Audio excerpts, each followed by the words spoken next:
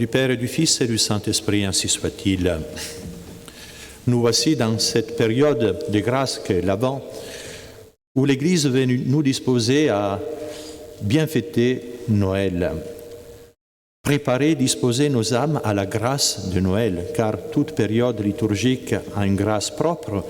Et la grâce de Noël, c'est cette naissance spirituelle que Jésus veut réaliser dans nos âmes. En effet, s'il est venu il y a 2000 ans, s'il est né dans une pauvre grotte à Bethléem, pour aller mourir sur une croix, c'est pour prendre possession de nos cœurs, de nos âmes. Et cette grâce, nous la recevrons d'autant plus abondante que nous aurons de bonnes dispositions le jour de Noël. D'où l'importance de profiter de cette période de l'Avent que veut nous y préparer. Et pour cela, l'Église met devant nos yeux de saints personnages pour que nous puissions considérer leur vie, écouter leurs prédications et suivre dans la mesure du possible les exemples qu'ils nous ont donnés. Et un personnage fondamental pendant cette période de l'Avent, c'est le prophète Isaïe. Le prophète Isaïe a vécu dans les royaumes de Juda en Palestine au 8e siècle avant notre Seigneur Jésus-Christ.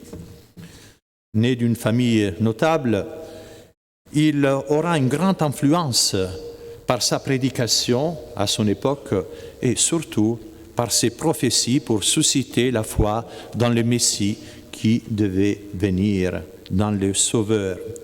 En effet, Isaïe signifie « Yahvé sauve », ce qui indique la mission de ces prophètes, annoncer le salut qui vient de Dieu et qui nous sera apporté d'une façon plénière par notre Seigneur Jésus-Christ. Suite à une vision qui est racontée dans les livres du prophète Isaïe, la vision de Dieu 3 fois saint, cette vision dont certains termes sont repris dans la liturgie au Sanctus, Sanctus, Sanctus, Sanctus, Dominus Deus Sabaoth, le Seigneur 3 fois saint, la Sainte Trinité déjà vraiment pas encore révélée explicitement, mais déjà tout cela nous laisse comprendre, Dieu dans sa pédagogie prépare la révélation de ces grands mystères qui se fera d'une façon plénière dans le Nouveau Testament par notre Seigneur Jésus-Christ. Il a le courage de répondre à l'appel de Dieu et il va prêcher la conversion, prêcher dans une période historique très particulière car le royaume de Juda était menacé par la Syrie, la puissance assyrienne qui avait déjà envahi le royaume. Et Isaïe prêche, lui, la conversion. Il rappelle que les châtiments qui viennent sur le peuple sont à cause des péchés. Et pour libérer le peuple de cette menace, il prêche, bien sûr, la pénitence, le retour à Dieu, au culte du vrai Dieu. Car, hélas, souvent, les rois de Juda étaient tombés dans l'idolâtrie. Et voici que, grâce aussi à sa prédication et à l'aide providentielle de Dieu, le peuple est libéré de ses dangers. Tandis que le royaume du Nord, le royaume d'Israël, lui, tombera sous la puissance assyrienne et le peuple sera déporté. Donc, mais après, de nouveau, les rois retomberont dans l'idolâtrie et voici que ce sera Nabuchodonosor, roi de Babylone, qui viendra déjà à peu près 130 ans après la chute du royaume du Nord, du royaume d'Israël, viendra dans le royaume de Juda et détruira les temples, le peuple sera déporté pendant 70 ans. Mais le prophète Isaïe, c'est le prophète de l'espérance. Il annonce le châtiment à cause des péchés, mais il annonce aussi que Dieu n'abandonnera pas son peuple qui reviendra, purifié de ses fautes. C'est très beau pour nous, car nous vivons une époque qui n'est pas facile. Et méditer sur la prédication d'Isaïe doit nous redonner cette vertu d'espérance. Dieu permet le mal, Dieu châtie à cause des péchés des hommes, mais il est toujours miséricordieux. Et comme le peuple d'Israël a pu revenir de Babylone, ainsi il y aura certainement un jour, nous devons l'espérer, une restauration de la société chrétienne et de l'Église. L'espérance, c'est une vertu capitale de l'Avent. Déjà, cette partie de l'épître de Saint Paul que vous avez écoutée dans la messe d'aujourd'hui nous rappelle l'espérance fondée sur la foi. Dieu qui est tout-puissant, qui nous aime, dans la mesure où nous revenons à lui, nous nous repentons de nos péchés, voici qu'il est là prêt à nous secourir, à nous aider. C'est le message de l'Avent. Nous purifier de nos fautes pour disposer notre âme à recevoir notre Seigneur Jésus-Christ. Prophète de l'espérance, prophète aussi du Messie. En effet, le prophète Isaïe, plus que tout autre prophète, on peut dire qu'il contient, le livre d'Isaïe à lui seul, plus de prophéties que tous les autres prophètes de l'Ancien Testament. Et effectivement, dans le Nouveau Testament, il est souvent cité. Même l'Évangile que vous venez d'entendre aujourd'hui, quand Saint Jean-Baptiste envoie ses disciples auprès de Jésus pour lui demander si c'est lui qui doit venir ou on doit en attendre un autre. Jésus répond en citant Isaïe, en montrant que lui, il est en train d'accomplir ce que Isaïe avait prophétisé du Messie, c'est-à-dire des miracles extraordinaires, le fait de prêcher la bonne nouvelle aux pauvres. Isaïe donc annonce le Messie tout d'abord par une prophétie célèbre, celle de l'Emmanuel, la prophétie de la Vierge qui enfantera et qui concevra dans son sein et qui enfantera un fils qui s'appellera donc Emmanuel, qui veut dire Dieu avec nous. Et Isaïe appelle déjà le Messie le Dieu fort, le Père du siècle à venir, le prince de la paix. Déjà des allusions très, très fortes à la divinité de notre Seigneur Jésus-Christ. Jésus est le Messie attendu, mais il est le Fils de Dieu. Dieu fait homme et ces mystères n'étaient pas pleinement révélés dans l'Ancien Testament. Cependant, Isaïe, dans ses prophéties, il en parle, il annonce son royaume.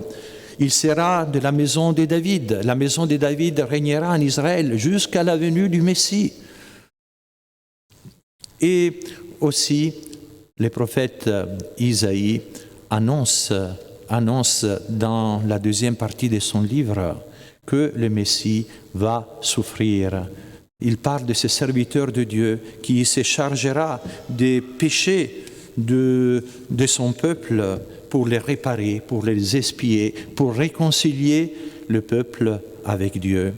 C'est très beau, c'est surtout ces chapitres 53 d'Isaïe qu'on appelle comme le 5e évangile, tellement les prophéties sur les souffrances du Messie ont été réalisées par Jésus à la lettre.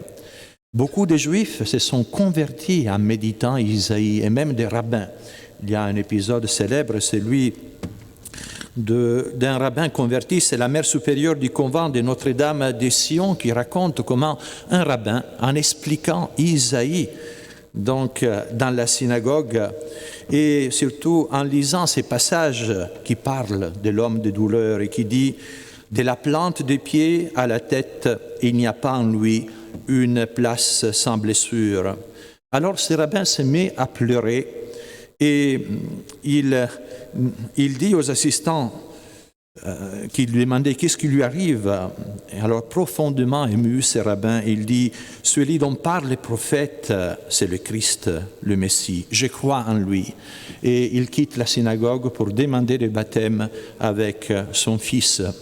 Une autre conversion célèbre a été celle du rabbin de Rome qui, après la guerre en 1945, demande le baptême. Rabbin de Rome qui s'appelait Israël Zoller et qui, justement, en lisant les prophètes Isaïe, aidé aussi par des expériences mystiques et par l'exemple du pape Pie XII, tout ce que le pape a fait pendant la guerre pour sauver les Juifs de Rome à cause de la présence des nazis dans la ville. Toute cette action qui a été malheureusement mise de côté et plus mise en valeur en accusant même le pape Pie XII de ne pas avoir fait le nécessaire pendant la guerre. Eh bien, ce rabbin de Rome, il va se convertir et il prendra le nom d'Eugène en honneur du pape Pie XII et sa femme Eugenia. Et il dira lui-même la rayonnante charité du pape, penchée sur toutes les misères engendrées par la guerre, sa bonté pour mes coreligionnaires traqués furent pour moi l'ouragan qui balaya mes scrupules à me faire catholique. Quel témoignage extraordinaire. Vous voyez comment ces prophètes Isaïe portent, la voix de ces prophètes porte une grâce toute particulière pour préparer justement la venue de Jésus. Il l'a préparée historiquement et il peut la préparer dans nos âmes si nous méditons ses paroles, si nous méditons sa prédication. Donc, essayons pendant ces temps de l'Avent de lire peut-être quelques passages du prophète Isaïe. Cela peut fortifier notre foi, car si Jésus a réalisé ces prophéties, ça veut dire qu'il est Dieu, car Dieu seul peut connaître le futur qui dépend de la liberté des hommes. Et nous avons la certitude que ces prophéties ont été bien écrites avant la venue de notre Seigneur. À côté de la mer morte, à Qumran, en 1947, on a retrouvé dans des grottes des manuscrits dont un rouleau complet du prophète Isaïe, écrit en hébreu. Et ce rouleau a été daté du 2e au 3e siècle avant la venue de notre Seigneur Jésus-Christ, qui contient toutes ces prophéties extraordinaires que Jésus a réalisées à la lettre. Alors, demandons à la Sainte Vierge la grâce de bien préparer la fête de Noël en écoutant la prédication d'Isaïe. Préparons la venue du Sauveur par la pénitence, par une prière plus ardente, une prière plus fervente. Prenons le temps de méditer la Sainte Écriture. Isaïe terminera sa vie en prêchant la foi, en reprochant les péchés, surtout au roi de Juda. Et d'après la tradition, sera l'empire roi Manassé qui va les tuer, scier en deux, nous dit la tradition, et l'apôtre Saint Paul nous laisse entendre que il s'agit bien d'Isaïe quand il parle des prophètes et des hommes de Dieu qui ont subi ce genre de tourments. Donc, demandons à la Vierge Marie et au prophète Isaïe de bien préparer Noël, comme ça, en répondant à l'appel de Dieu. Dieu nous appelle. Certes, il peut appeler certaines personnes à la vocation, et alors il faut répondre généreusement et ne pas faire la sourde oreille. Combien d'âmes combien le salut des âmes dépend de la réponse généreuse d'une âme à la vocation.